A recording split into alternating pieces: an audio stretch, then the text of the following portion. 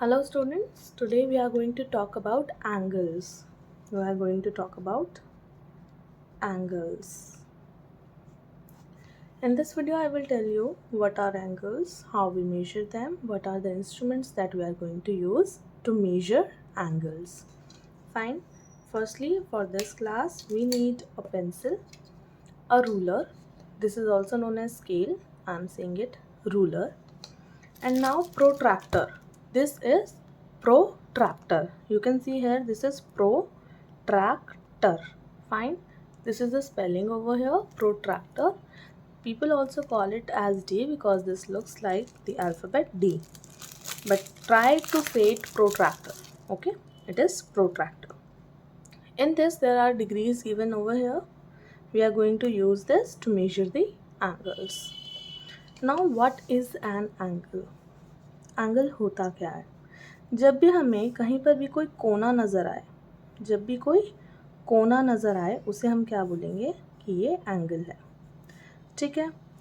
जैसे हमारे घर का कोना, उसे हम क्या बोलेंगे, वहाँ पर भी एक एंगल बन रहा है.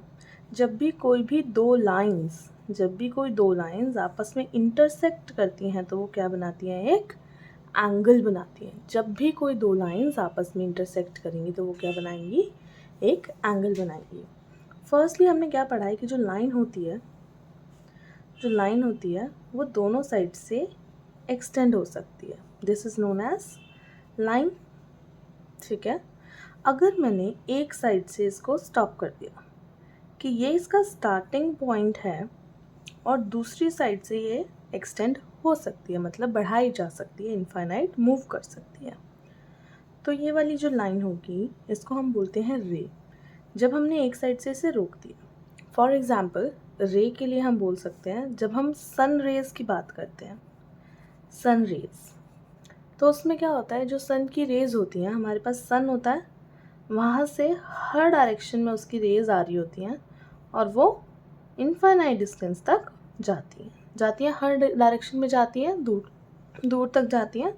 और हमारा जो सन है that is the starting point, इसलिए हम इसे बोलते हैं सन की जो है ये रेज़ हैं.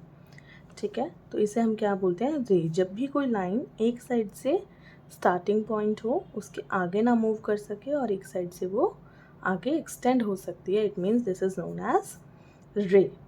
अब हम एंगल कैसे कहेंगे, जब भी दो रेज़ आपस में जुड़ गई, जब भी दो रेज़, मतलब ये देखो ये आगे जा रहा है और ये भी आगे जा रहा है, एक ये रे हो गई हमारी और एक ये रे हो गई हमारी. रे का हम नाम कैसे लिखेंगे, देखो अगर मैंने यहाँ लिख दिया ए तो इसका हम नाम लिख देंगे बी. अब इस पॉइंट का तो हमने नाम रख दिया ऑलरेडी, तो इसके लिए हम नाम रख देंगे सी. तो हमारी कौन कौन सी दो रेज़ हो गई यहाँ पर, ए बी एंड ए सी. जो दोनों रेज़ का पॉइंट यहाँ पर मीट कर रहा है, उसको हम क्या बोलेंगे, हमारा angle.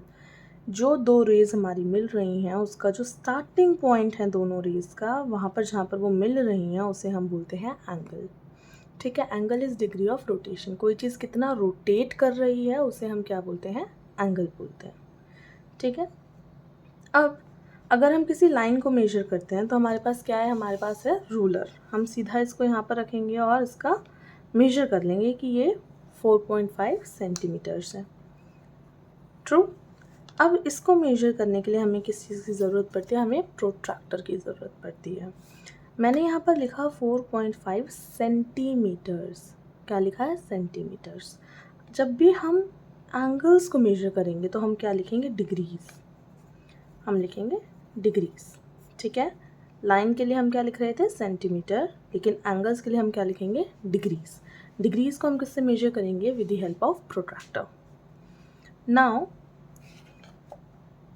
If I draw a line over here, मैं आपको ये बता रही हूँ अब हम एंगल ड्रॉ कैसे करते हैं. ठीक है. मैंने यहाँ पर एक लाइन ड्रॉ की,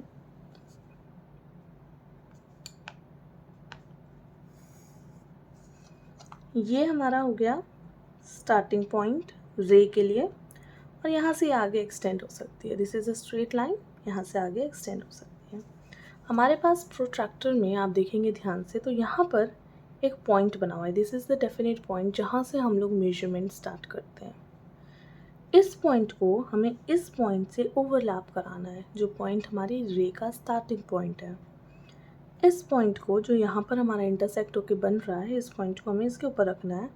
और यहाँ पर देखो अच्छे से, यहाँ पर हमारे पास क्या है 0 डिग्रीज, 10, 20, 30, और ये कहाँ तक जा रहा है 180 तक। इसका मतलब जब half circle, this is half circle, जब कोई भी रोटेशन हाफ सर्कल जितनी हो जाती है, जब भी हम हाफ सर्कल की बात करेंगे तो उसमें कितने डिग्रीज़ का एंगल बनता है 180 डिग्री का। अब अगर हाफ में 180 डिग्रीज़ है तो फुल में कितना होगा 180 मल्टीप्लाई 2। अगर हम 180 को 2 से मल्टीप्लाई करेंगे हमारे पास आएगा 360 डिग्रीज़। इट मीन्स जब भी हम एक सर्कल की बात करेंगे तो this will be complete 360 degree angle. Fine, अभी हम और आगे डिस्कस करेंगे तो आपको ये और अच्छे से समझ आ जाएगा। अब हम इस पॉइंट को इस पॉइंट के साथ रखेंगे इसके ऊपर।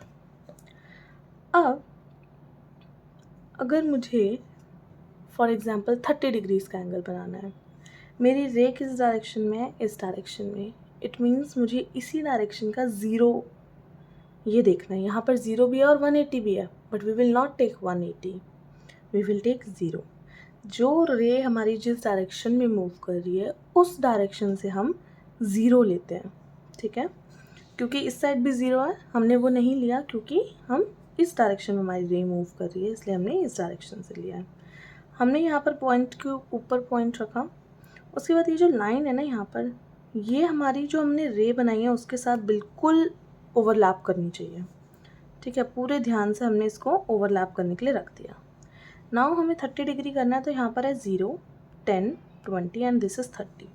तो हम यहाँ पे इस पॉइंट को मार्क कर लेंगे that this is 30 degrees. And हम क्या करेंगे, हमारी जो रे का स्टार्टिंग पॉइंट था उससे हम इस पॉइंट को ज्वाइन कर देंगे और थोड़ा सा आगे एक्सटेंड भी कर सकते हैं, उसमें कोई इशू नहीं है। हमने इसको एक्सटेंड कर लिया और क्योंकि ये एक रे है, मैंने आपको क्या कहा था कि दो रेज जब मिलती हैं तब हमारा एंगल बनता है। तो एक ये रे हो गई और एक ये वाली रे हो गई, ये दोनों रेज मिल रही हैं, ये हमारा एंगल बन गया। यहाँ पर एंगल को हम कोई भी नाम दे सकते हैं।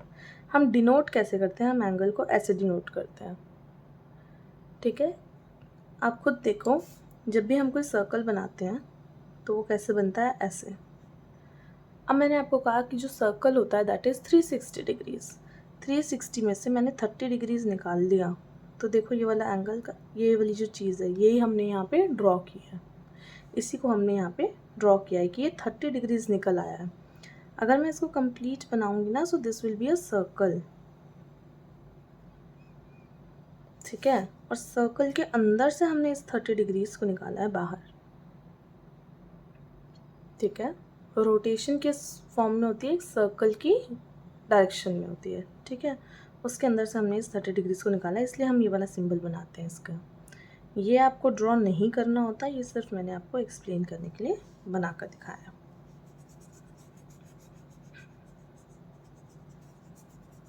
बाकी आप जैसे जैसे धीरे धीरे और सीखते जाएंगे आपको और क्लैरिटी होती जाएगी, ठीक है। हमने इसको ज्वाइन कर लिया फिर से, ये हमारा 30 डिग्रीज़ का। अब यहाँ पर हम लिखेंगे 30 degrees to show that it is a 30 degree angle. अब हमने जो एंगल बनाया इसका कोई नाम होना चाहिए। देखो जैसे हम ट्रायंगल का नाम रखते थे, हम जब कोई ट्रायंगल बनाते थे हम क्या करते थे, ABC ऐसे लिखते थे हमेशा उसको। अब इसको भी कोई नाम देंगे तभी हम लिख पाएंगे। अब ये ज़रूरी नहीं है कि हम इसका पॉइंट यहीं पर बनाएं, हम इसका पॉइंट यहाँ भी बना सकते हैं, यहाँ भी बना सकते हैं, यहाँ भी बना सकते हैं, और हम चाहते तो इस लाइन को बहुत आगे तक भी एक्सटेंड कर सकते हैं, इट विल बी फाइन, गलत है ही नहीं। लेकिन हम यहाँ तक ड्रॉ कर रहे हैं, ठीक है। हम थोड़ा सा ऊपर, थोड़ा सा नीचे, थोड़ा छोटा, थोड़ा बड़ा ड्रॉ कर सकते हैं, बट मेजरमेंट हमारी ठीक होनी चाहिए यहाँ पर, ठीक है। सिर्फ हम इसी लाइन को एक्सटेंड कर सकते हैं, हम इसको ऐसे टेढ़ा नहीं ले जा सकते, सीधा ही लेकर जाना है। और इसको भी हम कितना भी लंबा ड्रॉ कर सकते हैं या कितना भी छोटा ड्रॉ कर सकते हैं, ठीक है। मैंने यहाँ पर और यहाँ पर इसके नाम लिख दिए। जैसे मैंने यहाँ पर लेबल किया था, मैंने लिखा है A, इस पॉइंट को ले लिया B और इस पॉइंट को ले लिया C। आप यहाँ पर C, यहाँ पर A, यहाँ पर A, यहाँ B, यहाँ C कुछ भी लिख सकते हैं, ठीक है, नो इश्यूज़। ABC आपका एंगल हो गया।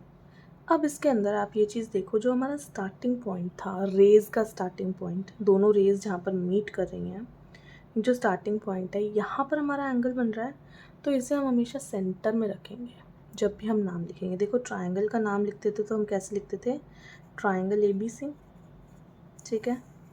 ऐसे ही अब हमें ये भी लिखना पड़ेगा। अब ये देखो एंगल की शेप क्या आ रही है, ये आ रही है ना। अब हमें लिखना है एंगल ABC। एंगल का सिंबल ही ये होता है, ये एंगल का सिंबल है। जैसे ट्राइंगल का सिंबल है ट्राइंगल, एंगल का सिंबल है ये, ठीक है। अब हम लिखेंगे ABC is equals to 30 degrees. This is 30 degrees angle, fine.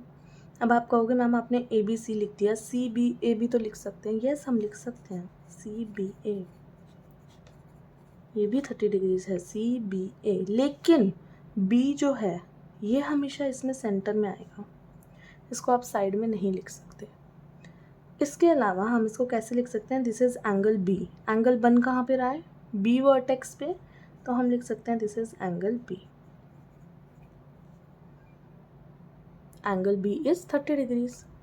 अगर मुझे ये भी नहीं लिखना, मुझे अल्फ़ाबेट्स नहीं यूज़ करने, हम नंबर्स यूज़ कर सकते हैं। नंबर्स को कैसे, मैंने लिख दिया दिस इज़ एंगल 1, मैंने 1 लिख दिया, दिस इज़ एंगल 1, तो मेरा क्या आ जाएगा यहाँ पे, angle 1 is equals to 30 degrees. हम इसको एंगल 1 भी लिख सकते हैं, फाइन। यहाँ पर अगर एक एंगल है तभी हम लिखेंगे एंगल B, फाइन। अभी इतना ही, ठीक है, अभी इससे आगे नहीं। हमारे पास ये 4 तरीके आ गए इसको लिखने के लिए। नेक्स्ट, हमें पता चल गया ये हमारा जो एंगल है दिस इज़ 30 डिग्रीज। अब हम देखेंगे अगर हमें 90 डिग्री एंगल बनाना है तो कैसे बनेगा। 90 डिग्री देखो हमारे प्रोट्रैक्टर में कहाँ पर है, अगर हमने यहाँ से स्टार्ट किया तो 90 डिग्रीज है यहाँ पर, सीधा बिल्कुल स्ट्रेट यहाँ पर, तो this will be a straight line on this straight line, ठीक है। एक और चीज़ जो आपको समझनी बहुत ज़रूरी है, हम हमेशा एंगल्स को यहाँ बनाएं, it is not compulsory, not at all, it is not compulsory. ऐसा भी हो सकता है कि अगर आपने एक लाइन ड्रॉ करी, देखो आपने ये लाइन ड्रॉ कर ली, फाइन, आपने इस लाइन का नाम लिख दिया B और इस लाइन का रख दिया C, ठीक है, BC, दिस इज़ लाइन। मैंने यहाँ पर एक पॉइंट लिया और मैंने कहा कि आप इस पॉइंट का नाम रख दो A। आप ABC ऐसे भी रख सकते थे, मैंने रैंडमली रखा है। BAC हमारी लाइन बन गई। मैंने कहा पॉइंट A पे आप एंगल बनाओ 40 डिग्रीज़ का, पॉइंट A पर आप एंगल ड्रॉ करो 40 डिग्रीज़ का। आप क्या करोगे, आप इसको ओवरलैप करोगे और यहाँ से आप 40 डिग्रीज़ काउंट करके एंगल बना लोगे, है ना। 40 डिग्रीज़ ऐसे करके और आपने ये एंगल बना दिया और आपने इसका नाम रख दिया DAC, this is angle 40 degrees. लेकिन मैं आपको अगर कहूँ, ये तो आपने बनाया कौन सा एंगल, DAC, लेकिन अगर आपको क्वेश्चन में बोल दिया जाए कि आपका एंगल क्या बनना चाहिए, DAB, आपका एंगल बनना चाहिए ये, इस डायरेक्शन में नहीं बनना चाहिए, इस डायरेक्शन में बनना चाहिए, तो आप क्या करेंगे, तब आप इस पॉइंट को यहाँ पर रखेंगे, तब आप इधर का ज़ीरो नहीं यूज़ करेंगे, तब आप इधर का ज़ीरो यूज़ करेंगे, क्योंकि एक रे आपको कौन सी चाहिए, AB, क्योंकि आपके क्वेश्चन में कौन सी रे दी हुई है, एक आपको दी है AB और एक आपको दी है DA, ठीक है। तो आप AB ये वाली रे यूज़ करेंगे और यहाँ से आप 40 डिग्रीज़ लेंगे। अब ज़ीरो यहाँ पर है, 0, 10, 20, 30, 40। अब आपका 40 डिग्रीज़ का एंगल कहाँ बन गया, इस साइड बन गया। इसलिए हमारे प्रोट्रैक्टर में दोनों साइड पर हमें दिया होता है कि आप यूज़ कर सकते हैं दोनों साइड में। अब देखो यहाँ पर भी 40 बन गया और यहाँ पर भी 40 बन गया, दोनों साइड 40 बन गया। ऐसा ज़रूरी नहीं है कि आप हमेशा इसी साइड पे 40 बनाएंगे, आपका 40 इस साइड भी बन सकता है, लेकिन आपकी रे कौन सी यूज़ हो गई, यहाँ पर ये वाली रे यूज़ हुई है, आपकी ये वाली रे यूज़ नहीं हुई। आपकी रे, ये वाली अगर हम रेज़ यूज़ करते हैं और ये वाली यूज़ करेंगे तब हमारा 40 डिग्री है। अगर हम यहाँ पर ये वाली रे और ये वाली रे यूज़ कर रहे हैं तो हमारे यहाँ पर 40 डिग्री है। अब मैंने आपको कहा कि ये जो पूरा एंगल है ना, ये वाला पूरा एंगल, देखो हम इसको यहाँ से भी जोड़ सकते हैं, इसमें कोई प्रॉब्लम नहीं है। मैंने सिर्फ आपको एक्सप्लेन करने के लिए यहाँ से ड्रॉ कर दिया, फाइन। ये वाला जो एंगल है ना हमारा, ये पूरा इस लाइन के ऊपर जो एंगल बन रहा है, ये हमारा कितना होता है, 180 डिग्री का होता है।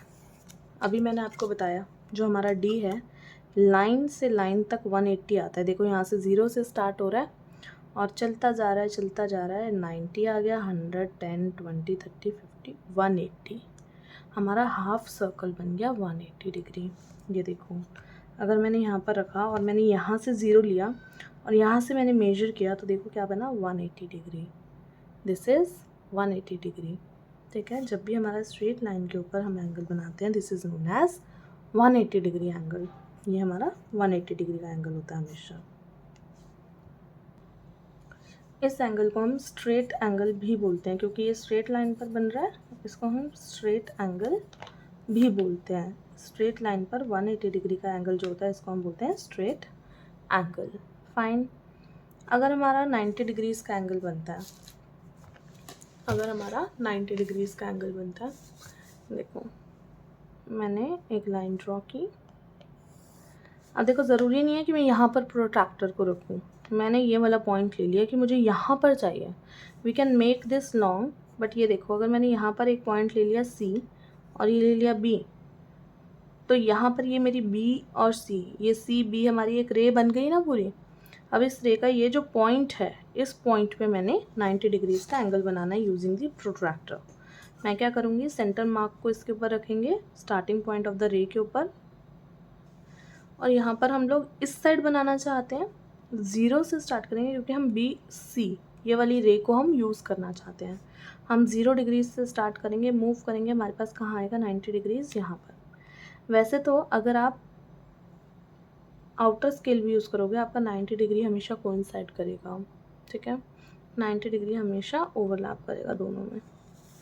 अब यहाँ से हमने इसको ज्वाइन कर लिया, दिस इज़ 90 डिग्रीज़।